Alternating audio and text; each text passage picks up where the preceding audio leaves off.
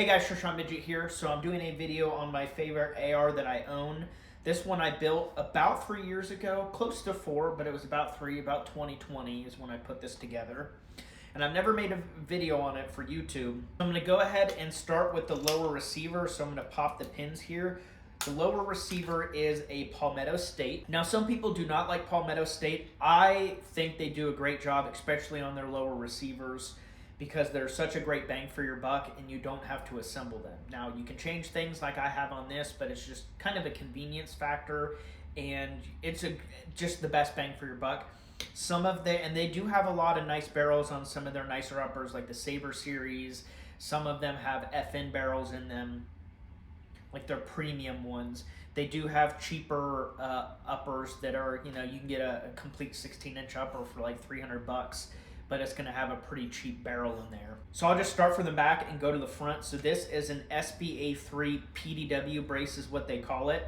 It's got 3 positions all the way out, which is just a little bit too long for me. 1 click in, which is pretty perfect, but if you're, I don't know, taller than 5'6", you'll probably want it out if you have longer arms, I guess. And then all the way in is pretty much for storage. So that's all the way in. Locks into place really nice. Fantastic brace. Probably one of my favorites for sure. It doesn't fold or anything, but it definitely is pretty compact. Some people might want to use this in like they can put it in a backpack, especially if you have like a 10-inch give or take barrel. It also uses a standard buffer length, so some of the tubes are shorter and they use a stubby buffer and like a different spring. So none of this is proprietary, but you don't get the super compactness. This is the shortest it gets. Again, the low receiver is Palmetto State. This does have their logo on it. I am covering the serial number, of course. So you can see PSA lower. This is like their logoed lower. They also have a stealth lower, which that AR back there, my 14.5, has the stealth lower, which just doesn't have that logo.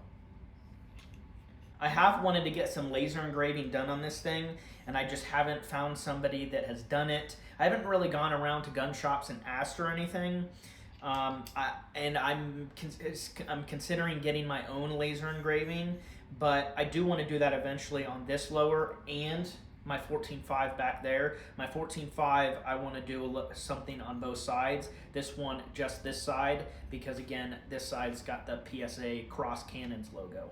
I do have a Geisley Maritime bolt lock. It's just extended, easier to use. I've got I believe this is Strike Industries. It's a 90-degree ambidextrous. It is in blue, as you can see there. And then this side, I've got a extended magazine catch. I totally forget what brand this is. It's not Strike Industries. I totally forget, but it's anodized, and the color exactly matches the selector.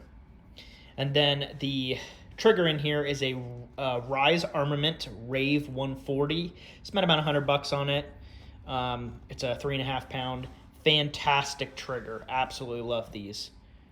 And then I have a Hogue grip on there. It's really thin. My hands aren't that big, so I like thin grips, so that suits me really good. Magpul trigger guard came on the lower when I bought it. Of course, this stuff, the trigger, selector switch, mag catch, grip, bolt lock, I all changed out. That did not come from PSA. And then I put an H2 buffer in here because it is a carbine length gas system. If you have a carbine length gas system, I don't care what length barrel, you need an H2 buffer. Now the upper receiver I built, again, it was 3 years ago. I bought the complete lower and then I pieced together the upper, and I cannot remember for the life of me where I bought most of this stuff and what brands they are. So I apologize for that. All right, shooting my 10.5 at about 250, maybe 300 yards. I still need to get a rangefinder, but that would be my guess. I'm shooting the Swiss green tip that I have it sighted in for.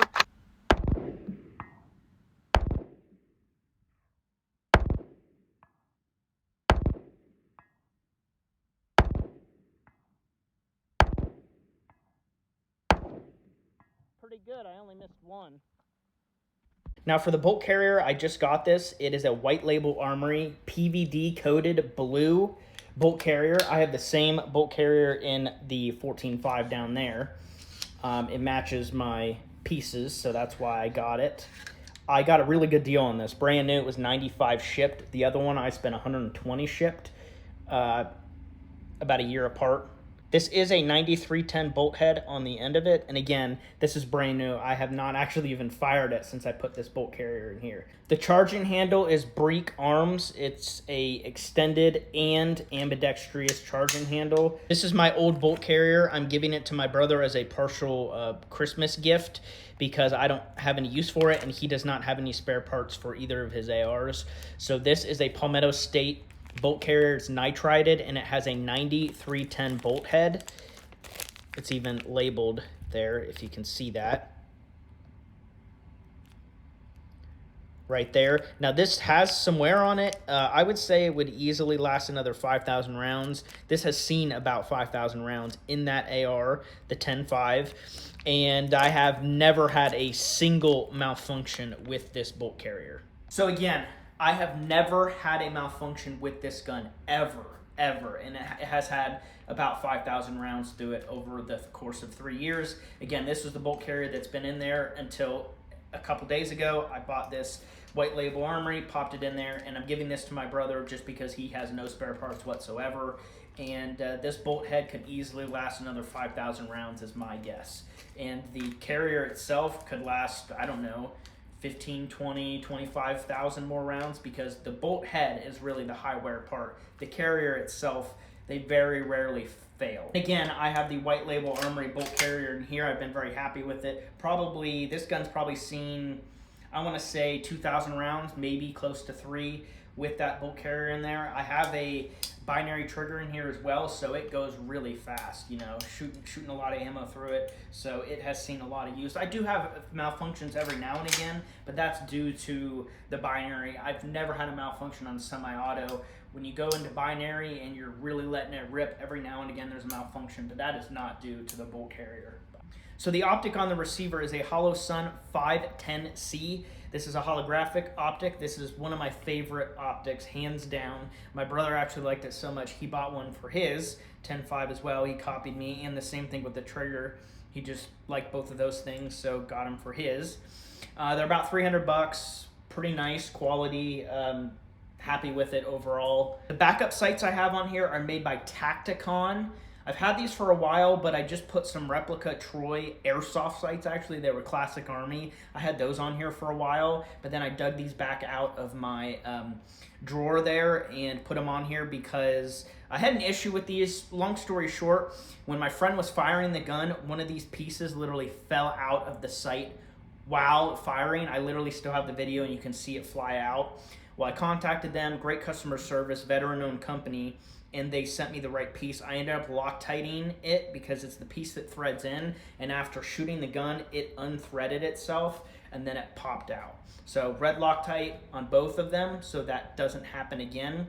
And as you can see, they do flip up, so push it in, and they pop up. Now, I do have it co-witnessed and zeroed together, so when I actually pull it up to my eye, the iron sights are pointing right where the red dot is.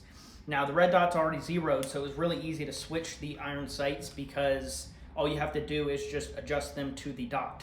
So it's really easy. That's the cool thing if you have an optic. The backup sights, you can switch back and forth. I could toss Magpul ones on here and then adjust them to the dot. Anything, you can switch back and forth. As long as your optic is zeroed, then your iron sights can be adjusted without actually having to fire it. I also have the ATF dust cover. As you can see, when you close it, it's black. You can get it double-sided, but I didn't want that. I just wanted it on the one side. Pretty cool, pretty funny meme. On to the rail system. I have no idea what rail system this is.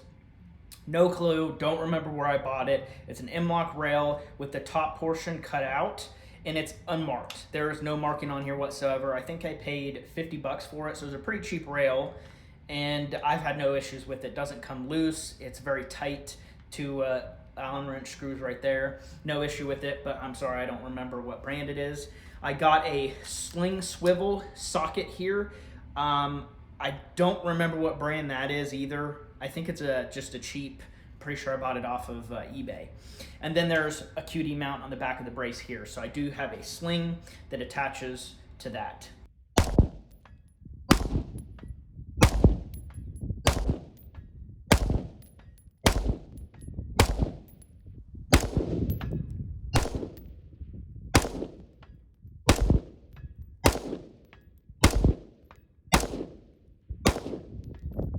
I also switched out the charging handle for a standard one with a Strike Industries latch.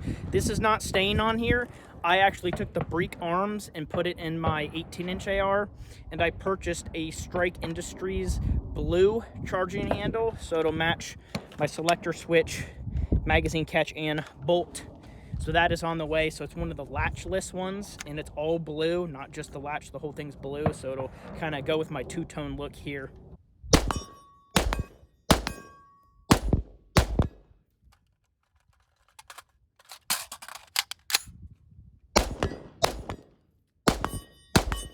All right, let's try that again. I was having an issue with this mag dropping. Normally it drops, but this mag is very, very, very, very old. This is the mag that I shoot at the range. Anytime I shoot an AR, I bring this, and I've been doing that for about 2.5 years. So this mag is almost done for. It's kind of getting bent on the front, which is keeping it from dropping free because it's dragging on the inside of the mag well.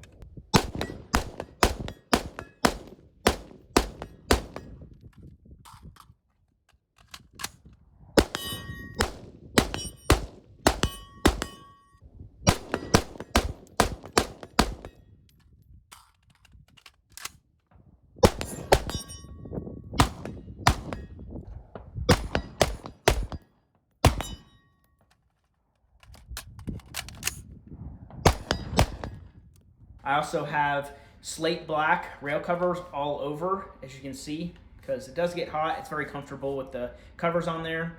I do like the cutout portion on the rail, so I can do, you know, your thumb over bore type thing. When the rail continues, it just makes it a little bit thicker. This allows me to get my hand wrapped around a little bit better without the Picatinny on the top. And I believe the rail is about 10 inches. The barrel on here, I don't remember what brand it is. I can't find it. I bought it on CAC Industries website with this CAC Industries compensator. It is a 1-in-8 NATO, 5.56 of course, and it's a very heavy barrel. This is not a government profile. This is a thick boy, which I like thick barrels. I also got a thick barrel on my 14.5 that I got from CAC Industries as well. It's a Green Mountain Barrels is the brand. I do want to mention really quick the bag that I carry it in. It is a Midway USA bag. It's got 2 spots for magazines. I've got those loaded in there actually. Very nice bag. It's in the color gray. I think I spent 30 to 40 for that. Midway USA makes fantastic bags. I have like 3 of their bags. In terms of magazines that I use, I have like 6 or 7 of these. They're aluminum, made by KCI, so they're Korean magazines. Fantastic. I have mag pulls on all of them. I use those mainly. And then I have 6 or 7 of these as well. In terms of ammo, I use Swiss Green Tip. So it's Ruag, I think, is the company that makes it, but they also distributed it through Norma. So a lot of the Norma ammo that is out now, the SS109, is not actually Swiss made, because there's 2 different versions of Norma ammo. Some of the Norma ammo is Swiss made, and then some of it I think is made in the US. But they have different casings, different markings on the casings, and the projectile is absolutely different. And I know this because I bought a bunch of both, and I was disappointed when I bought a case of 1,000 of it, thinking that they were the same, and they weren't. And they're not the same bullet. It's not. Like, the crimp is totally different on the end of the round. Like, you can see the cantilever, it's totally different round. So I didn't get any more of that stuff. I just shot it all up because it's not going to have the same point of impact. So I have about 1,000 rounds stocked away of the Swiss stuff because it is hard to find. It's very expensive. It's like $600, I think, shipped for a 1,000 round container. So it's like 60 cents a round, maybe even a little bit more than that now because prices have gone up. But I have like 1,000 rounds saved away. So, and I have 2 guns sighted in for that stuff. This and my 14.5 back there.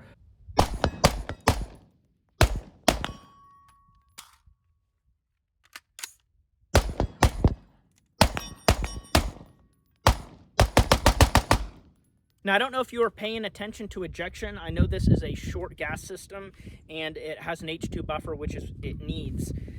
But it's actually ejecting pretty good. So overgassed, it'll eject forward. With the H2 buffer on this and my 14.5, both of them have the carbine length gas system.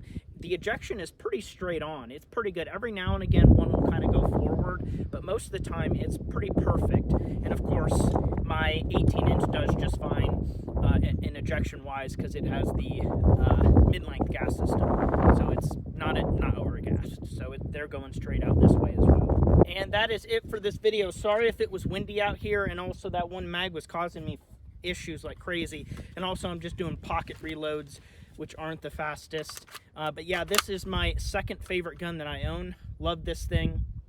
I just love shooting it. Every time I come out and shoot it, it brings a smile on my face.